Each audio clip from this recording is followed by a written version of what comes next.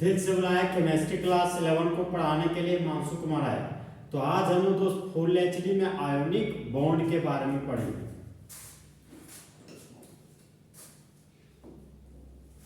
तो आज का टॉपिक है हमारा दोस्त आयोनिक बॉन्ड। तो सबसे पहले जानेंगे कि आयोनिक बॉन्ड का दूसरा नाम क्या है। तो आयोनिक बॉन्ड का दूसरा नाम है आपका दोस्त इलेक्ट्रोवैलेंट बॉन्ड। दूसरा नाम हो गया आपका इलेक्ट्रोवैलेंट बॉन्ड।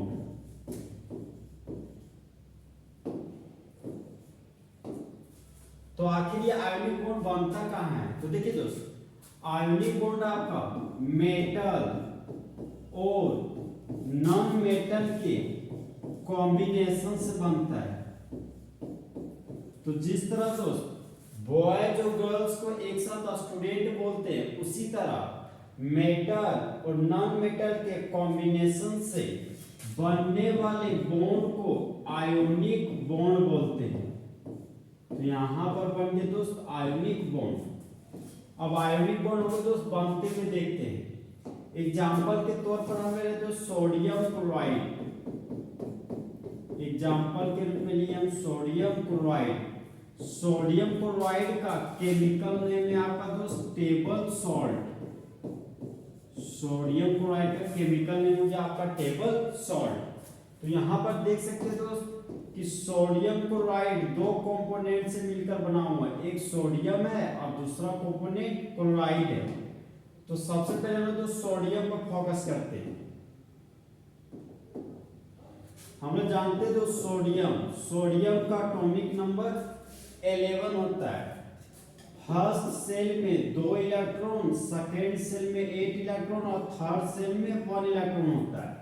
तो first cell, second cell, third cell, ये हो गया अंतिम सेल। अंतिम सेल को दोस्त वैलेंस सेल बोलते हैं। तो जिस तरह इंडिया में रहने वाले सभी ह्यूमन बींग्स को इंडियंस कहते हैं, उसी तरह वैलेंस सेल में रहने वाले इलेक्ट्रॉन को वैलेंस इलेक्ट्रॉन कहते हैं। तो सोडियम का वैलेंस इलेक्ट्रॉन 1 है, तो सोडियम 1 इलेक्ट्रॉन को लॉस करता। अगर वैलेंस इलेक्ट्रॉन 2 होता तो 2 इलेक्ट्रॉन को लॉस करता। अगर एल्युमिनियम लेते तो वैलेंस इलेक्ट्रॉन 3 आता तो 3 इलेक्ट्रॉन को लॉस करते। तो फिलहाल दोस्त सोडियम का वैलेंस इलेक्ट्रॉन 1 है, तो यहाँ पर हम 1 इलेक्ट्रॉन को लॉस करेंगे। तो ये सोडियम का एटम है, घर से बाहर निकला और 1 इलेक्ट्रॉन को लॉस किया। तो 1 इलेक्ट्रॉन के लॉस से सोडियम के मुंडी पर एक पॉजिटिव चार्ज डेवलप हुआ। तो यहाँ पर हम देख सकते हैं दोस्तों कि सोडियम का एटॉमिक नंबर 11 था। तो फर्स्ट सेल में 2 इलेक्ट्रॉन, सेकंड सेल में 8 इलेक्ट्रॉन, थर्ड सेल में 1 इलेक्ट्रॉन। इस सोडियम जब 1 इलेक्ट्रॉन को लॉस किया तो बन गया सोडियम आयन। तो ये जो इलेक्ट्रॉन है वह इलेक्ट्रॉन दोस्त लॉस हो चुका है। तो सोडियम आयन के पास अब 11 इलेक्ट्रॉन नहीं 10 इलेक्ट्रॉन बचा। मतलब फर्स्ट सेल में 2 इलेक्ट्रॉन और सेकंड सेल में 8 इलेक्ट्रॉन। तो इस तरह हम लोग देख सकते हैं दोस्त कि सोडियम आयन के पास वैलेंस इलेक्ट्रॉन 8 हो गया। तो जिसका वैलेंस इलेक्ट्रॉन 8 होता है वह ऑक्टेट रूल को फुलफिल करता है। इसलिए सोडियम आयन स्टेबल कंपाउंड है सोडियम एटम की तुलना में। और दोस्त नेक्स्ट एलिमेंट क्लोराइड के पास पहुंचते हैं।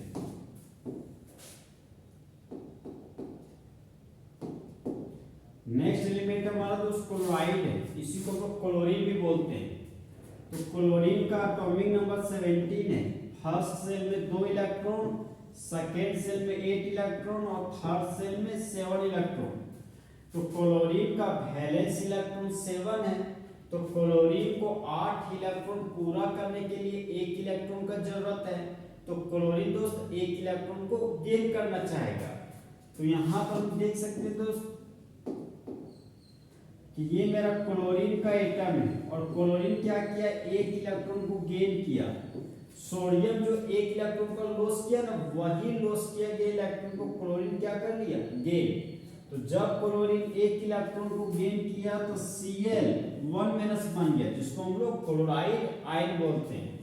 तो यहाँ पर हम देख सकते हैं दोस्त कि क्लोरीन का एटॉमिक नंबर 17 था। तो फर्स्ट सेल में 2 इलेक्ट्रॉन, सेकंड सेल में 8 इलेक्ट्रॉन, थर्ड सेल में 7 इलेक्ट्रॉन था। क्लोराइड आयन के पास टोटल 18 इलेक्ट्रॉन है, क्योंकि 17 इलेक्ट्रॉन तो था, लेकिन एक इलेक्ट्रॉन गेन करने के बाद इसके पास होंगे 18 इलेक्ट्रॉन। तो क्लोराइड आयन के पास है 18 इलेक्ट्रॉन, तो फर्स्ट सेल में 2 इलेक्ट्रॉन, सेकंड सेल में 8 इलेक्ट्रॉन, थर्ड सेल में 8 इलेक्ट्रॉन। तो क्लोरीन में देख सकते हो वैलेंस इलेक्ट्रॉन 7 है और क्लोराइड आयन में वैलेंस इलेक्ट्रॉन 8 है। तो यहाँ पर देख सकते हैं कि क्लोराइड आयन का ऑक्टेट कंप्लीट है और क्लोरीन का ऑक्टेट इनकम्प्लीट है, इसलिए क्लोराइड आयन हमारा स्टेबल कंपाउंड है और क्लोरीन हमारा स्टेबल कंपाउंड नहीं है। तो यहाँ पर हम देख सकते हैं दोस्त कि सोडियम क्लोराइड में सोडियम इलेक्ट्रॉन को लॉस किया तो सोडियम आयन बना, और क्लोरीन इलेक्ट्रॉन को गेन किया तो बना लिया हमारा क्लोराइड आयन। तो यहां पर हम देख सकते हैं दोस्त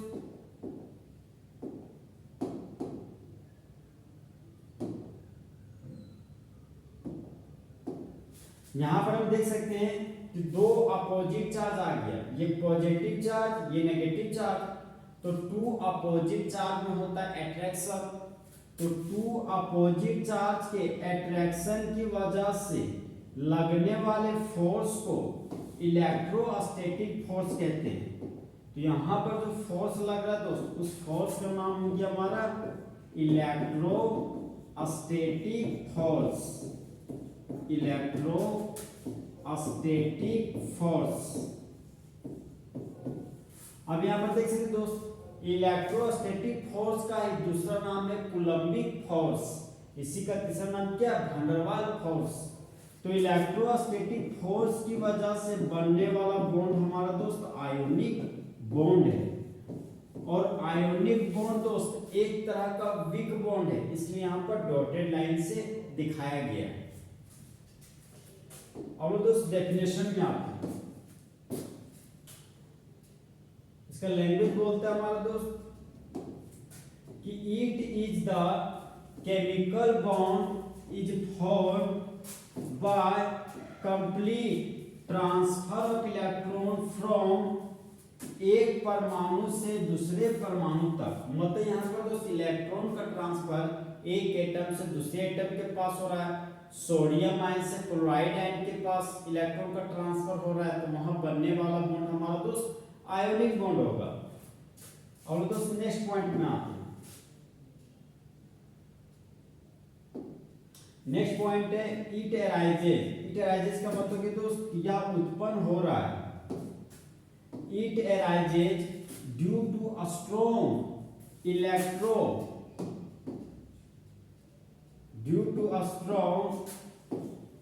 इलेक्ट्रोस्टैटिक आकर्षण का बल केट आयन और एन आयन के बीच बनता है।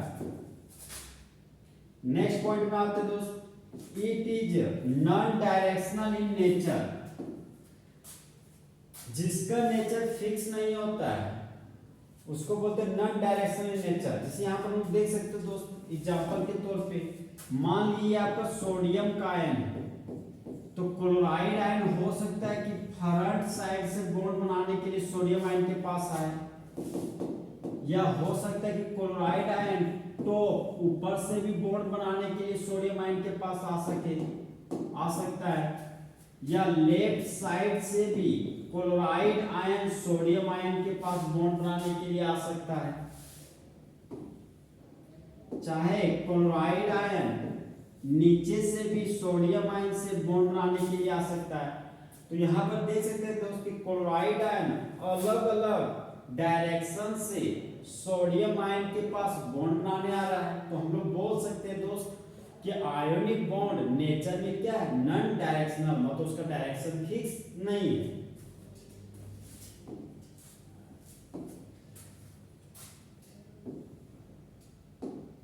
अब एग्जांपल के रूप में तो सोडियम क्लोराइड लीजिए,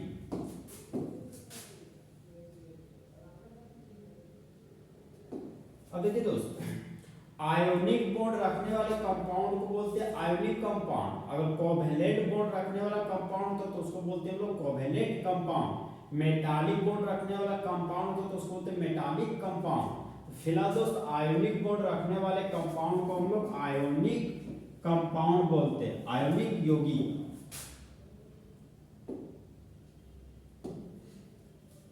अब यहाँ पर देख सकते दोस्त कि आयोनिक यौगिक धारण करते हैं पॉजिटिव और नेगेटिव आयंस को, जो जुड़े हुए होते हैं एक साथ मजबूत इलेक्ट्रोस्टैटिक आकर्षण बल के द्वारा।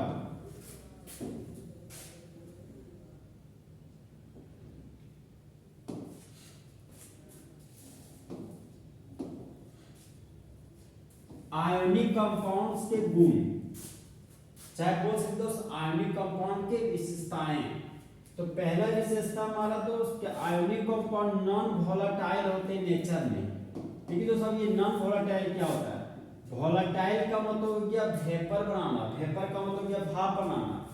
जब आप पानी में हीट एनर्जी सप्लाई कीजिएगा पानी को, तो वह 100 डिग्री सेल्सियस पर भाप बनना चालू होता है, मतलब वह लिक्विड अवस्था से गैसियस अवस्था में बदलना चालू होता है। तो बोल सकते हैं कि वाटर एक तरह का वोलेटाइल कंपाउंड है, लेकिन सोडियम क्लोराइड कभी भी वेपर का फॉर्मेशन नहीं करता, इसलिए सोडियम क्लोराइड नेचर में क्या होते हैं? Non volatile. नेक्स्ट पॉइंट है हमारा दोस्त कि आयोनिक बॉन्ड के पास बहुत ज्यादा मेल्टिंग पॉइंट होता है। अब ये मेल्टिंग पॉइंट क्या है? तो टेम्परेचर स्केल का वो खास पॉइंट जब सॉलिड हमारा लिक्विड में बदल जाता है, तो उस पॉइंट को हम दोस्त मेल्टिंग पॉइंट बोलते हैं।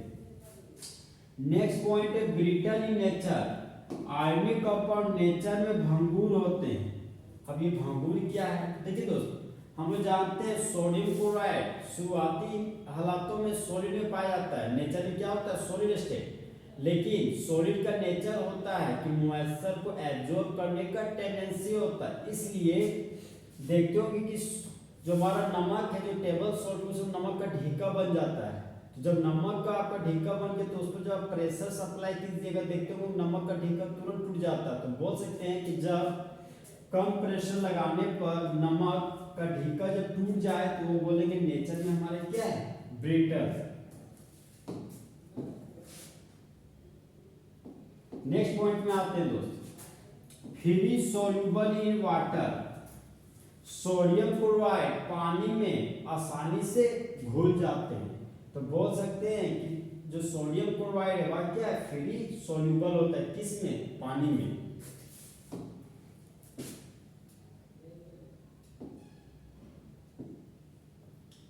अब दोस्तों नेक्स्ट पॉइंट में आते हैं। नेक्स्ट पॉइंट बोलता है सॉलिड स्टेट में।